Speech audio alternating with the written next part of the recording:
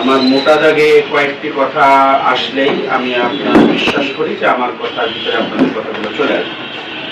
আমরা প্রথম যেটা চাই, আমরা যেটা করব, আমাদের 31 দফার ভিতরে প্রথম যে দফাটাকে আমরা অ্যাড্রেস করেছি তার নাম হচ্ছে দুর্নীতিকে জিরো টলারেন্স দেওয়া। জিরো টলারেন্স এই কথাটা আপনারা অনেক সময় শুনে থাকবেন, কিন্তু জামাত ইসলামের জিরো টলারেন্সটা এবার নতুন করে আপনারা দেখবেন বলে আমরা বিশ্বাস করি।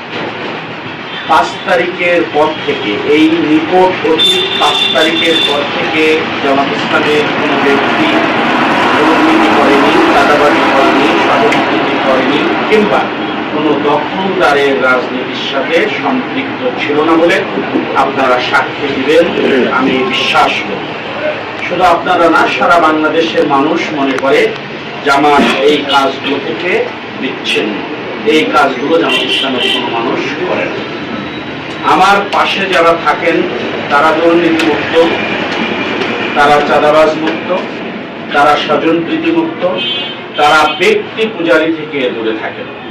আমি বিশ্বাস করি আপনারাও সেটা মানেন। জামাতের প্রত্যেকটা কর্মী মাদকাসক্ত মুক্ত, মাদক মুক্ত। জামাতের কর্মীরা সবাই ছোট বড় বিভিন্ন পেশার সাথে জড়িত। রাজনীতিটাকে পেশা হিসেবে নিয়েছে এরকম কোনো জামাতের কর্মী, কোনো নেতাকে খুঁজে পাওয়া যাবে না। আমরা ছোট কোনো কাজ করলেও ওইটা দিয়েই আমাদের নিজেদের সংসার পরিচালনা করার জন্য আমরা সিদ্ধান্ত নিয়েছি, এবং জামাতের সকল কর্মীরা এই সিদ্ধান্ত নিয়েছে মানবতার কল্যাণ সাধন ছাড়া আমাদের আর কোনো উদ্দেশ্য নিয়ে আমরা রাজনীতিতে আসি নাই। বাংলাদেশে এবার আপনারা দেখেছেন জোট, আমরা 10 দলীয় জোটের সাথে নির্বাচন করার কারণে 10 দলে জোটের আমরা বড় বৃহৎ দল করা হওয়ার কারণে আমাদের বিভিন্ন আসনে সিট ছাড়া লেগেছে, এবং কত স্বাচ্ছন্দ্যে আমাদের ভাইরা এই নমিনেশন পেপার প্রত্যাহার করেছে সেটা গোটা জাতি দেখতে পেয়েছে। আমরা প্রথমেই এই কথাটা আপনাদের মাথায় দিতে চাই, আপনাদের মনে এই কথাটাকে একটু জায়গা করে নেওয়ার জন্য অনুরোধ করতে চাই যে আমাদের দেশের রাজনীতিতে কিছু প্রচলিত কথা আছে, ব্যক্তির চেয়ে দল, দলের চেয়ে।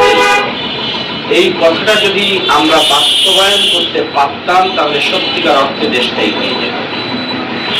অথচ আমাদের এই দেশে যারা ক্ষমতায় থেকেছে এই 54 বছর, তারা ব্যক্তি কেন্দ্রিক রাজনীতি করেছেন। ব্যক্তির পূজা, ব্যক্তির তেল মারা, ব্যক্তির পিছনে দালালি করা এবং নিজের আখেরটা গুছিয়ে নেওয়ার জন্য রাজনীতি করেছেন।